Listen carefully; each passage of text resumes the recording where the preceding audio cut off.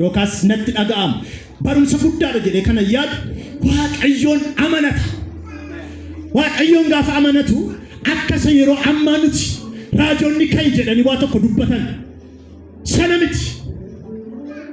Yookaas miraakiliin adda addaa waldaa kiristaanaa keessatti geggeeffamu sana miti. Within alone qofaa masaa Yesuus jira. Isa nu jennee arramanannu kana waaqayyo jira jedhee nama amanatu. Continually are serving the yakadira. Itti fufee kanata. Itti fufee waaqeffata. Itti fufee waaqayyo tajaajila ture. Nafaneetu. Arra aga'ee barrakkinaan keessaa kan dhumu miti.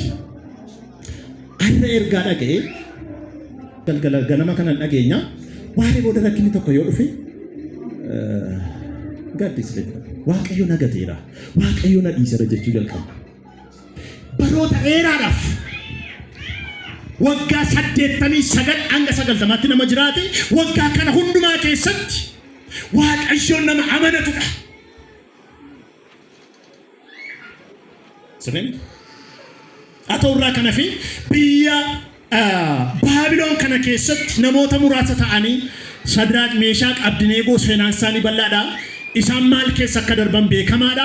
Daani'el galuu nama mataa qabu, nama waaqayyoon durattis jabaate, nama durattis nama jabaate, nama sammuu qabu kana egaa mootii sana booda kee Daariyoos tureedha.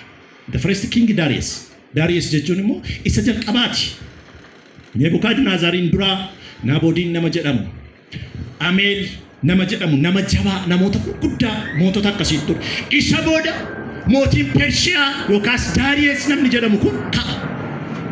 Namni kun Daani'eliif waan gaariidha wanta inni yaadu. Sababi isaa ilaalcha gaarii tokko qaba Daani'eliif. Wayi kiristaanummaa isaaf miti. Daani'el nama sammuu qabu waan ta'eef. Mana mootummaa sana keessatti nama dhimma baasu wanta ta'eef Daani'eliif ilaalcha sirrii waan sirrii yaadatu jedha.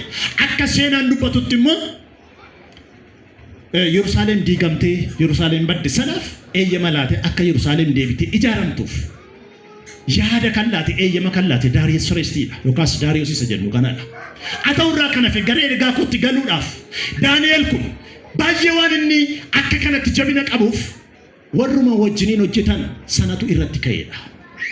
Nafaneertu fagoo miti akka yaadni irra jiru akka namichi sun cimaa ta'e akka inni sammuu qabu gaafa baran karaatti Daani'eliin qaban barbaadanidha. Karaan biraa tokko iyyuu hin jiru Daani'eliin argachuudhaaf. Dogoggora hojjetu tokko hin qabu. Yakka keessaa bilisa.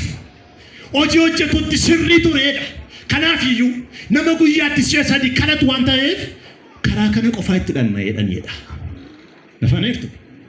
Ilaa waaqeffachuusaa kadhachuusaa kallattii kana qofaa waan argannuuf jedhanii Daariyoos wajjin mari'atanii akka seera Meedoonii Faarisiitti wanta murtaa'e san chaappaa akka inni itti godhuuf dhaqanii sossoban mootiidha. Jiruun beeku. Haa ta'urraa kana fi waaqayyo jalqabaa kee waan hojjetamaa ture. Dhumarrattis wanta waaqayyo beeka. Nafaneertu. Dhimmichi Daani'eliif akka adeemamu waaqayyoon arga. Daani'elin boolla keessa buusuuf akka ta'e waaqayyo beeka. Daani'elin beeku. Mootichis hin beeku. Jarri garuu namichi kun bor guddatee iddoo kana fudhachuun sanaaf ween bakka Daariyoosiin bu'uun sanaaf isaanuma gidduudhaayyuu bakka guddaadha kan inni qabatee jiru. Haa ta'urraa kanaaf wanti isaan yaadan sun hundumtu implimenti. Hin raawwate. Eega raawwatee booda namichi kun tarii waaqeffachuun dhiisaa jedhanii dhimma kadhannaa wajjin wal qabsiisanii Daani'eliin kassasuu jalqabanidha.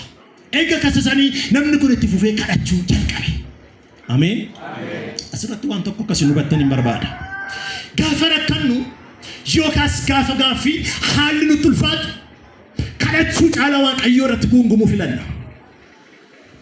Gaafa rakkinni jabaatu, gaafa firri nu dhiisu, gaafa haalli dukkanaa'u waan hunduma isaa dachaafnee keenye 21 century dhaloonni amma keessa jiru. Daani'el irraa kan nuyi barannu garuu hamma loliis ulfaatu qofaa masaa itti fufee kadhachuu eegaleedha. Galtanii dubbisuu dandeessu. Gara Yerusaalemitti kan galagalu yookaas maskootiin isaa sun gara sanatti banamtee kan jirtuun guyyaatti si'a sadii kadhata isaa geggeeffachuu jalqabeedha. Haleluuyaa. Gaafa deemanii ilaalan hammayyuu kadhachuutti jira. hammas gaafa laalan itti fufee kadhachuutti jira. Egaa sulumayyuu sababa kadhannaan sun isaan namicha balleessuu waan barbaadaniif gara mootii dhaqanii akka nuyi siin jennu akka seerri biyyichaa eeyyamutti guyyaa 30 gidduutti namni si malee nama biraaf hin kadhanne yookaas si malee nama biraatti waaqa biraatti kadhata isaan geggeeffanne akkas ta'u jennee seera keenyeerra. Namni ati biyya Baabiloonii fitti Yihuudaadhaa fitti namni kun akkas godhaatii jira jedhaniidha. Baay'ee dhiphateedha. Daariyees maal gochuudhaaf oolchuudhaaf garuu hin danda'amne. Ilaawaa tokkoon isinitti akkati boolla buutu yaada Waaqayyooti yoo ta'e boolluma buuta. Ameen hin jedhamu. Akkati rakkina keessa galtu yaada Waaqayyooti taanaan rakkina keessa galta. Maaltu jira dudduuba isaa ba'uutu jira. Ameen. Ilaa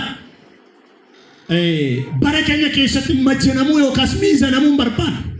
Kana jechuun Waaqayyo utuma nuun qajeelummaa hojjennu nu rakkisa. Nummoo qajeelummaa irraa yoo baannes yoo qajeelummaa irraa kaannes ofii keenyaas of rakkisa. Namoonni kiristaanummaa dhugaadhaan jiraatan identiitii sirrii warri qaban bara Waaqayyo isaaniif kenne keessatti hin qoramu. Kun waan isin beektanii.